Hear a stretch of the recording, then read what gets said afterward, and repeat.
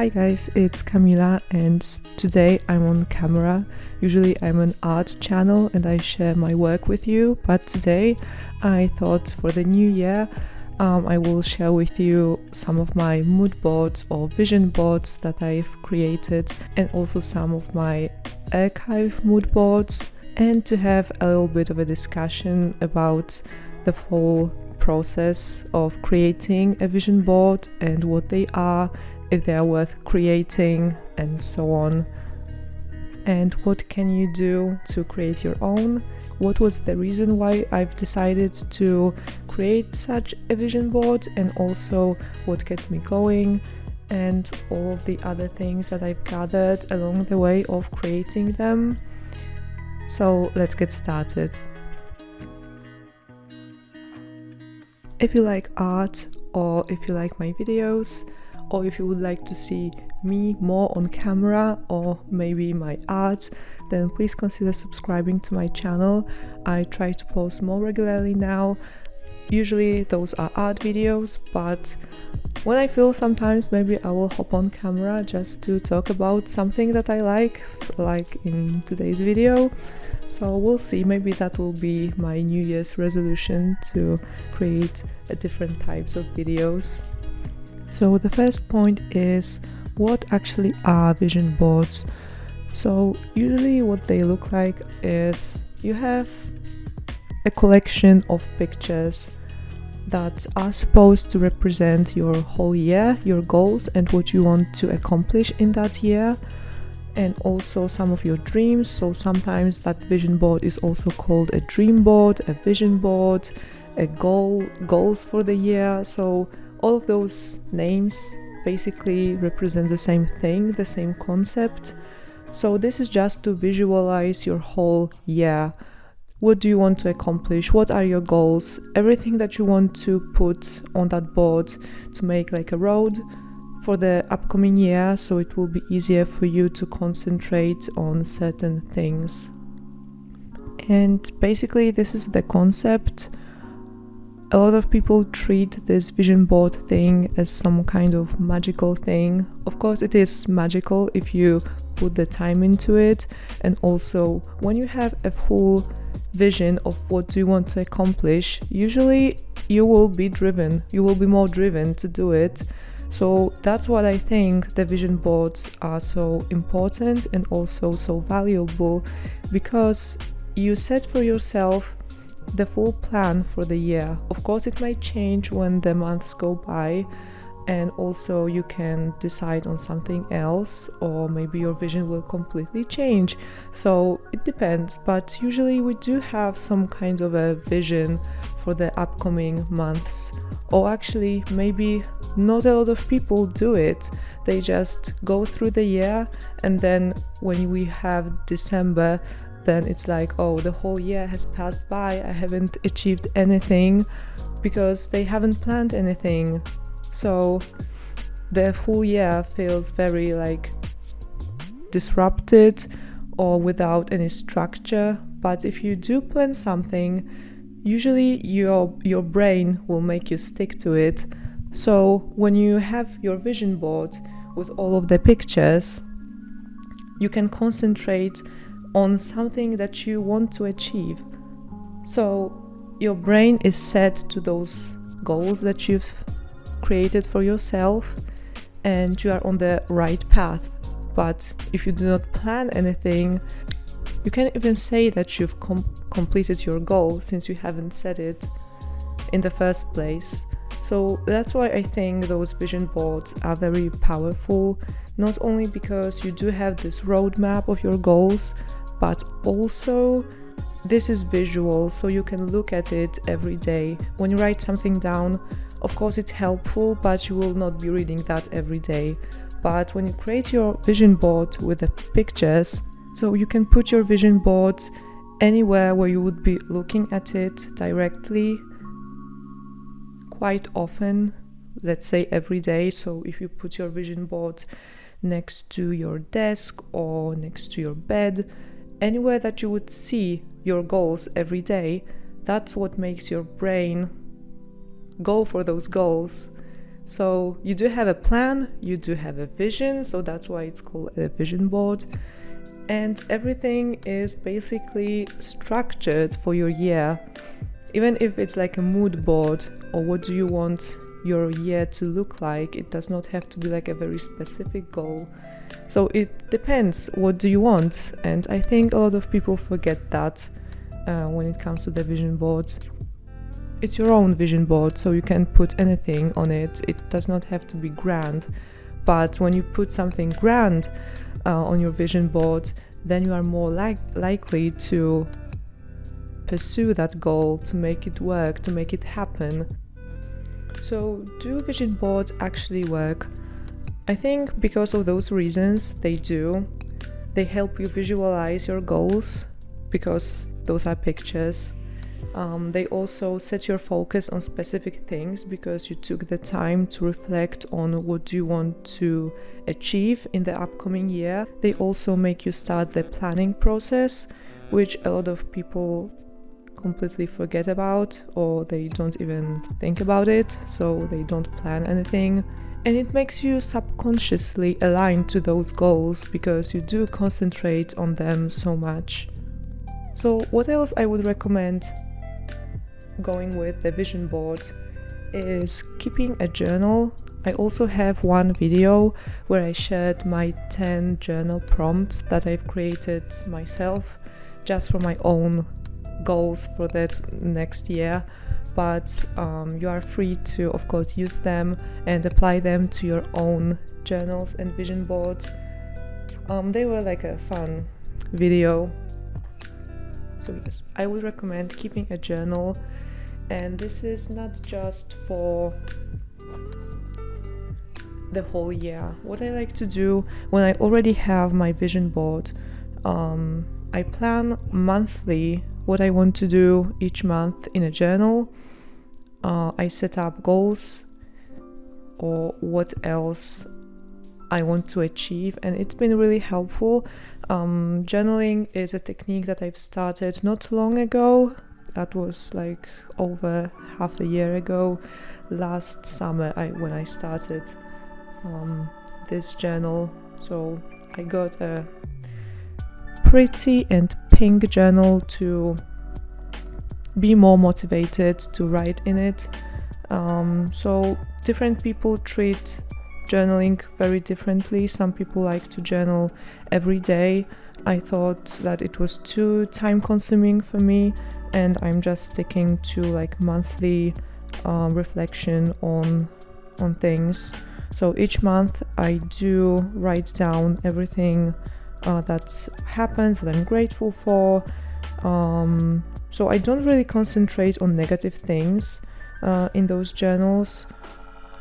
Just the positive things or anything that happened that made me happy.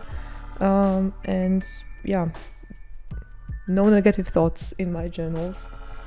And I got a new one for the new year. It has a little bird. Really cute. So in my case, I do have my vision board for the full year, just to have like a main guide for the upcoming months. But month by month I also go to my journal to write down everything and to reflect on those past months.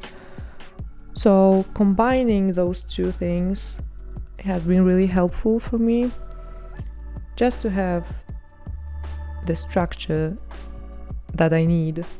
So I created my first vision board in 2019 actually. That was a very simple vision board, but I've used the same technique each year after my first one. So I always have like the first main theme of the year, and then I have separate categories for different aspects of my life that I want to improve. Then I also have my vision board from 2020, And this is actually when a lot of things went downhill because of the virus and everything. So then for the next 2 years I hadn't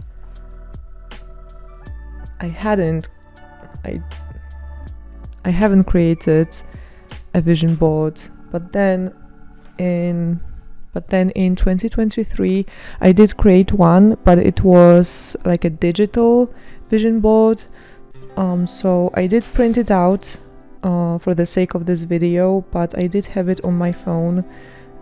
It was not on my wall at all, because after the virus I completely forgot about this technique, but I thought it would be fun to go back to it this year. And this year I did take a lot more time on the reflecting part of the vision board, on the reflection on the previous year, on the upcoming year.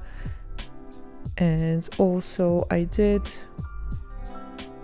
put a lot more effort into it when it comes to actually creating it. But I've also used the same technique as I did when I first started. So I have the theme of the year, also some pictures of the things that I want to improve, and also the goals that I want to achieve. So it is categorized. Of course, some of those goals are more broad, some of them are more specific. And how did my goals in the past manifested actually? Because I think a lot of people think that they put on something on that board and automatically it will come true. But sometimes things take time.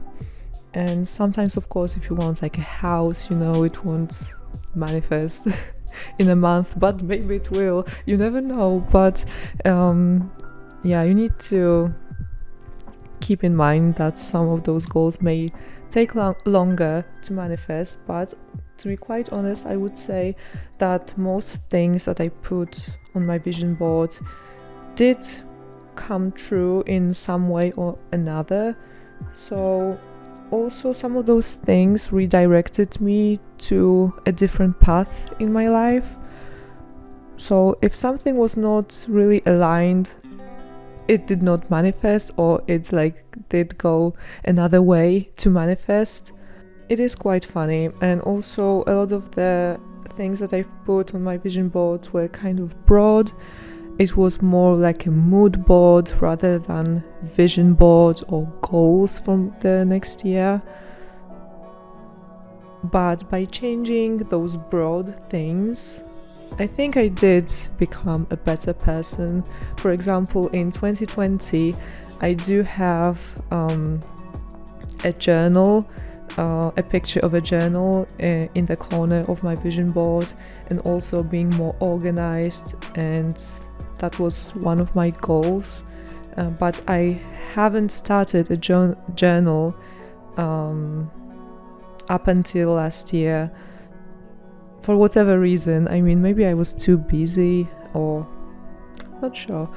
But sometimes when you finally find something that works for you, at first I was kind of overwhelmed by the concept of journaling, so I didn't want to even try. But then when I found something that worked for me, it's easier for me to stick to it, and also to form habits and that sort of thing. So I think when you set up those broader goals, they are more like habits that you can implement little by little into your daily routine, and they've become just your natural things that you just do. So in that way you can change as a person, and then your life will change as a result. So a lot of people say this, but you can plan a lot of things, but if you do not take any action to actually complete them, then it will be pointless. So you cannot just put anything on your vision board and then just sit in your room. It probably won't make any difference. So you need to start doing the things that you put on your vision board, or to take little steps on how you can achieve them. So that's why the combination of the vision board and the journaling is so powerful, because when you put a bigger goal on your vision board, each month you can step by step divide this goal into little steps to go forwards to actually complete the goal. Because when you put a very grand goal on your vision board, it might get a little bit overwhelming, but when you divide this step by step each month, it's not so bad then. With taking action, with manifesting, I do have like a funny story to share. Actually, it involves this book that I got. So this is the language, or the love language, of flowers. But actually, maybe it matters, to be honest, what is the topic of this book. Maybe it doesn't, but I feel like everything is connected a little bit. So when I got this book, I remember that day very clearly, because I think something like changed in my brain in that day, or how the God or universe work to put everything in front of you. So in that day, I've asked my friend if she would like to go to the old town just for a walk, because it was such a lovely day, and I just wanted to go. I wanted to take some pictures and to have like a fun time, but unfortunately she said she's unavailable. So I had two choices. I could go alone and step out of my comfort zone, or to not do it. So it took a lot from me to actually go out and to enjoy the time by myself, but that was one of my goals that I've set up for myself, to go out more alone and not to be scared of a lot of things like I used to. I was kind of worried, and I was this close not to going alone, but I decided to just go and explore. So I did decide to go. I did take some pictures like I wanted to, but then I also went by a bookstore. Didn't want to buy another coffee, so I decided to just look for some books. That was another goal of mine, just to read more and to enjoy the things that I used to in the past, but for some reason I just didn't. So I went to that bookstore, and I thought to myself, okay, I won't buy anything unless I find like a small book with a lovely pink cover. And little do I know, I go to that bookstore and then I find this book, which is actually a small book in a lovely pink shade. And the topic of this book, I think it's like love language of flowers. The original title was The Romantic Language of Flowers. And another thing is that I really wanted to get more into flowers and to have more flowers in my flat. So when I saw this book, it's like lovely and illustrated. So I love illustrations, I love pink, I love flowers, so that book was so perfect. So I could not buy it. But when I saw this book, I was like, I was supposed to go on that trip alone, to be there alone, and like everything made sense at that moment. So it was so eye-opening for me. It was so funny, but I still think about this day till now, till this day. So it was nothing special, but for me it was like so special. All of the dots connected, all of the puzzles made so much sense. So it was just so funny. And then what happened not long ago, so actually I do have this book with me, even though I did order it a few days ago Also another pink book with a pink cover. So this is a poetry book by one of our most famous poets, Polish poets, Maria Pawlikowska-Jasnorzewska. And the title of this book is also related to flowers, so it's To Be a Flower. It's also from one of her poems. And I used to read more poetry, of course, when I was at school, and at university, so I did read more poetry, but it was more academical and, not really to have a reflection on it, but rather what the teacher told you the poem is about. But I really wanted to go back to poetry just for myself, to read more, to find more authors that I would resonate with. That book randomly showed up on my Vinted page. For whatever reason, it was this one. I decided to get it, and I've just started reading it, and it's lovely. I mean, she also used to write a lot about love, and those are some of her most popular poems. So I think I will have a great read. Yeah, sometimes it works in a very strange way, how everything connects together. And also the things that are no longer in your life, they were never supposed to be there. So when I look through my vision boards in the past years, I think I'm on the right track. I want to believe that. And it looks like it, because each time something changes or my life goes in a different way, it always turns out to be better for me in the end. So I hope it is like this for all of you. If the first try is not the best one, hopefully the next one is, or whichever way your life would go, that you will finally find the right path for you. I hope you enjoyed this video. This new format of a video where I just talk to you without showing you any drawings. I will be back with another drawing very soon, probably in 2 weeks time, or maybe sooner, we'll see.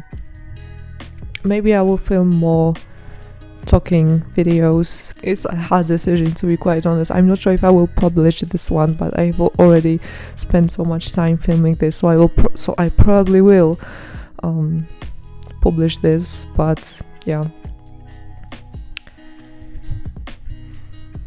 thank you for watching this video or any other of my videos. If you would like to check out my art, then I have a full gallery you can check out. You can also find me on Ko-fi, on Twitter. I've also created an Instagram, but just like a gallery situation. I probably won't be posting a lot, so just my finished pictures, so like a portfolio thing. But I also was accepted on Imprint as a creator, so if you would like to purchase any of my drawings as prints, then you can just go to that website and pick anyone that you would like to order. I hope this was helpful. Let me know if you've tried creating a vision board or any sort of thing like this.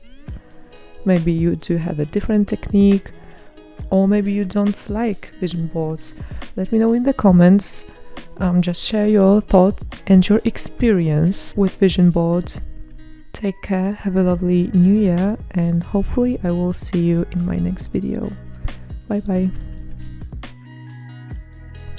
I want to show you my rings.